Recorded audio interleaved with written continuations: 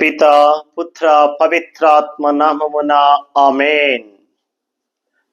ఈనాటి దేవుని వాక్యానికి మీ అందరికీ కూడా ఆహ్వానము పలుకుతూ, ఈనాటి వాక్యము మత్తయి శుభవార్త 16వ అధ్యాయము 24వ వచనము నుండి 26వ వచనం వరకు చదువుకుందాం.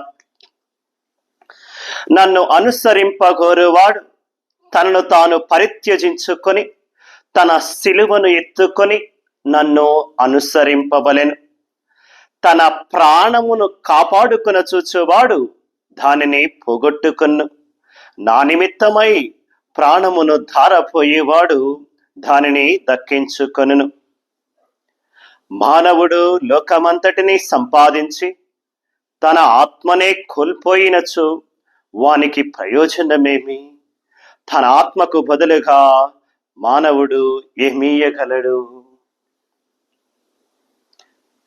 దేవుని నమ్మినటువంటి ప్రభుని బిడ్డలారా, ఈనాటి యొక్క వాక్యముల్లో ప్రభువు సూటిగా ఒక మాట మనకు చెబుతూ ఉన్నారు. మొదటిగా ప్రభు అంటున్నటువంటి మాట, ప్రభువుకు శిష్యులుగా ఉండాలంటే ఎలా ఉండాలి, ఎటువంటి వారముగా ఉండాలి, ఎటువంటి వారు తనకు నిజమైనటువంటి అనుచరులుగా అనుంగు శిష్యులుగా ఉండగలరో ఈరోజు వాక్యము ద్వారా ప్రభు బోధిస్తూ ఉన్నారు. మత్తయి శుభవార్త 16వ అధ్యాయం 24వ వచనములో ప్రభు ఒక మాట అంటూ ఉన్నారు.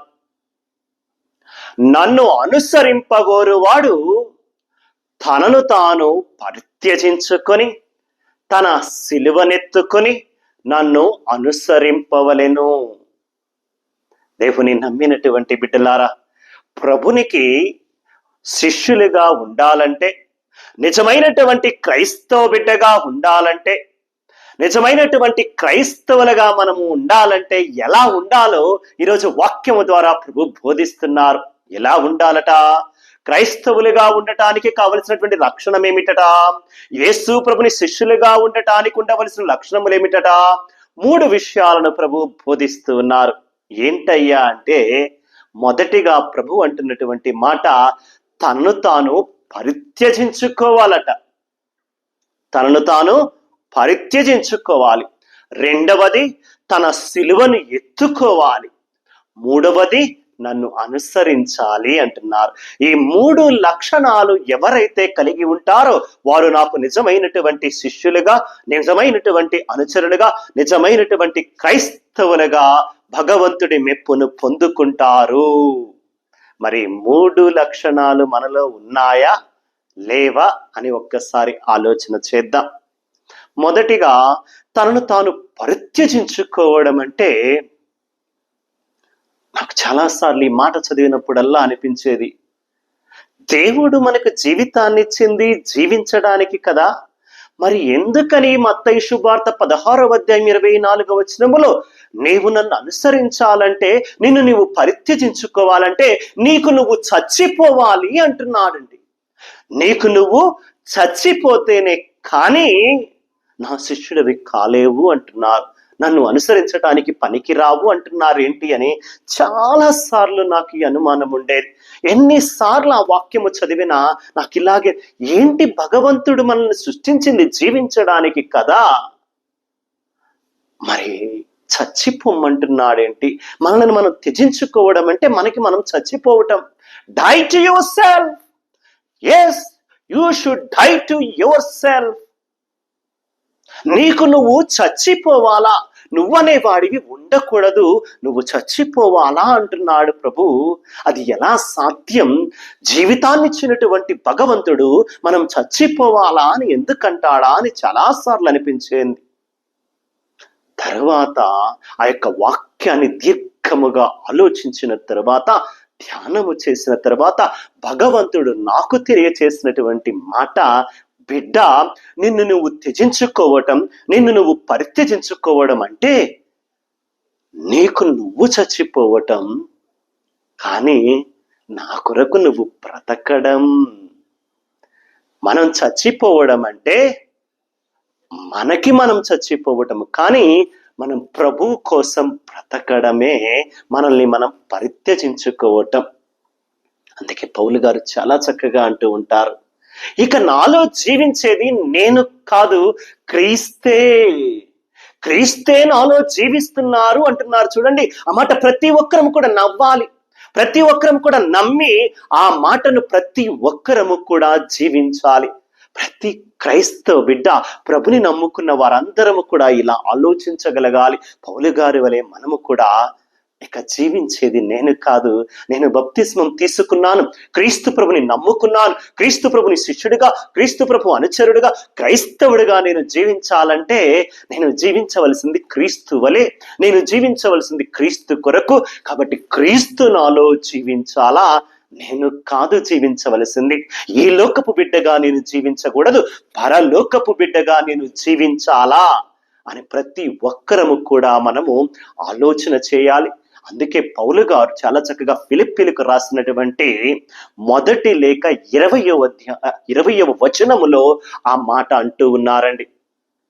పౌలు గారు చాలా చక్కగా ఫిలిప్పీలకు రాసినటువంటి లేఖ 1వ అధ్యాయం 20వ వచనములో పౌలు గారు అంటున్నటువంటి మాట అదే, నేను జీవించిన మరణించిన క్రీస్తు కొరకే, నేను జీవించిన మరణించిన క్రీస్తు కొరకే, క్రీస్తుకు గౌరవాన్ని చేకూర్చడం కొరకే నేను జీవిస్తా, క్రీస్తుకు గౌరవాన్ని చేకూర్చడం కోసమే నేను మరణిస్తా, క్రీస్తు నామాన్ని మగ్నపరచడం కోసమే ఇక నేను జీవించిన మరణించిన కూడా క్రీస్తు కోసమే. ఇది పౌలు గారు రాస్తున్నటువంటి మాట ఫిలిప్పీలకు రాసిన లేఖ 1వ అధ్యాయం 20వ వచనములో. దేవుని బిడ్డలారా, ఈరోజు క్రీస్తు ప్రభు మనల్ని అడుగుతున్నది అదే. తనని అనుసరించడం అంటే మనల్ని మనం పరిత్యజించుకొని మనకై మనము చచ్చిపోవడం, అంటే మనము నిజంగా చచ్చిపోవడం అని కాదు.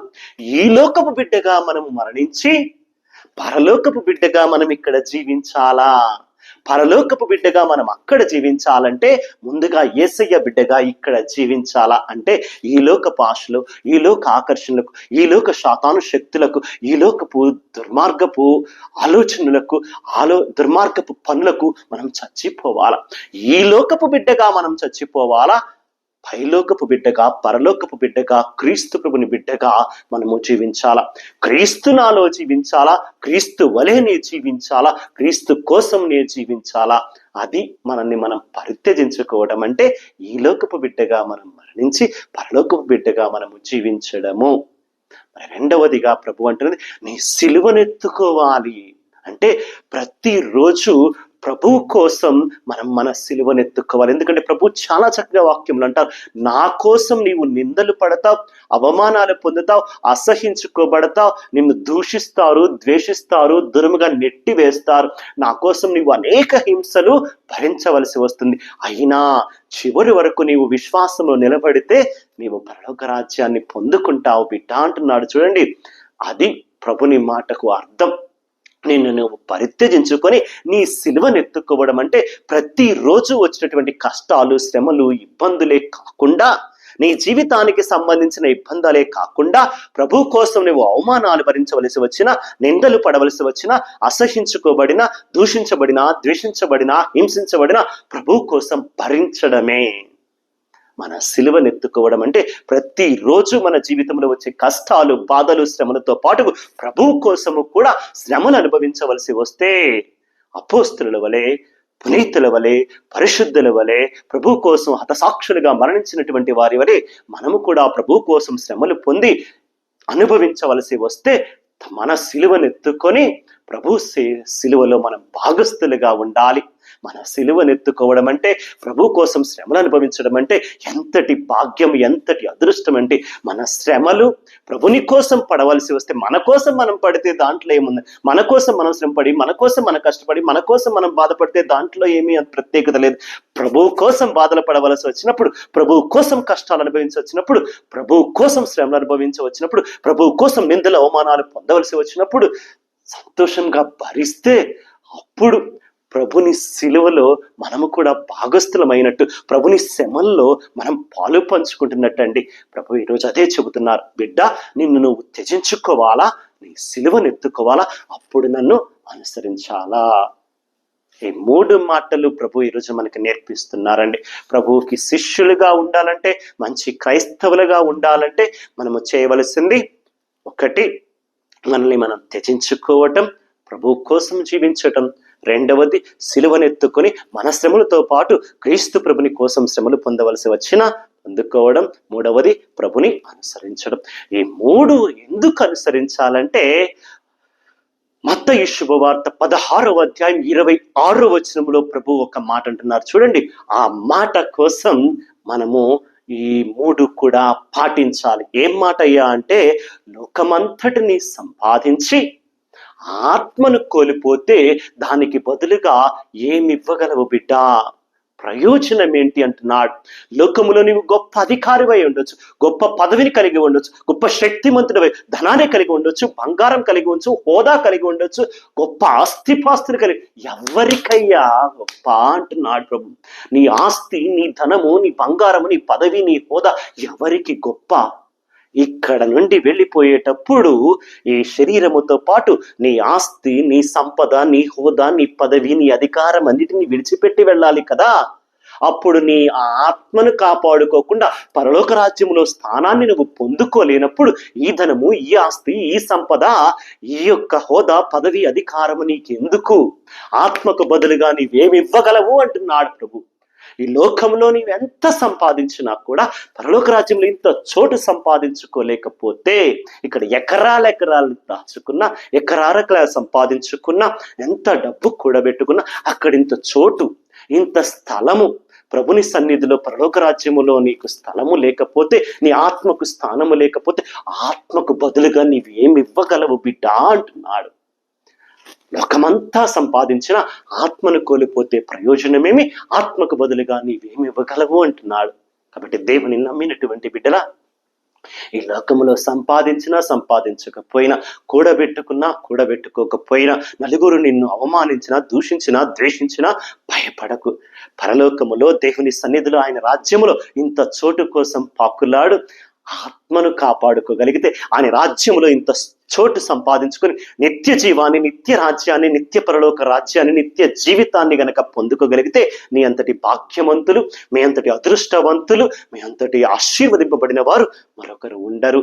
కాబట్టి ఇక్కడ ఏమున్నా లేకపోయినా, ఇక్కడ కూడబెట్టుకున్నా లేకపోయినా పర్వాలేదు, తప్పులేదు. అక్కడ కూడబెట్టుకోండి, అక్కడ ఆత్మను కాపాడుకోండి, ప్రభుని రాజ్యములో ఇంత చోటు సంపాదించండి అని ఈరోజు ప్రభు వాక్యము ద్వారా బోధిస్తున్నారు. కాబట్టి దేవునికి మరి ఒకసారి వందనాలు తెలుపుతూ, ప్రభుని రాజ్యములో స్థానము పొందాలన్నా, ఆత్మను కాపాడుకోవాలన్నా, పరలోక రాజ్యములో చోటు సంపాదించుకోవాలన్నా మనము చేయవలసింది ఈరోజు వాక్యములో ప్రభు బోధిస్తున్నట్టు తనను తాను త్యజించుకొని, సిలువనెత్తుకొని ప్రభుని అనుసరిద్దాం. యేసయ్యను అనుసరిద్దాం, యేసయ్య అనుచరులుగా జీవిద్దాం. ఆయన అనుంగ శిష్యులుగా ప్రభుని అనుసరిస్తూ మంచి జీవితము జీవిస్తూ ప్రభు కోసం కష్టాలు, శ్రమలు, బాధలు అనుభవించవలసి వచ్చినా అనుభవిద్దాం. ఇక జీవించవలసింది మనము కాదు, ప్రభు మనలో జీవించాలని యేసయ్య అందుకు నీ శక్తి, అనుగ్రహాలు, దీవెన మాకు ఇవ్వమని ప్రార్థన చేసుకుందాం.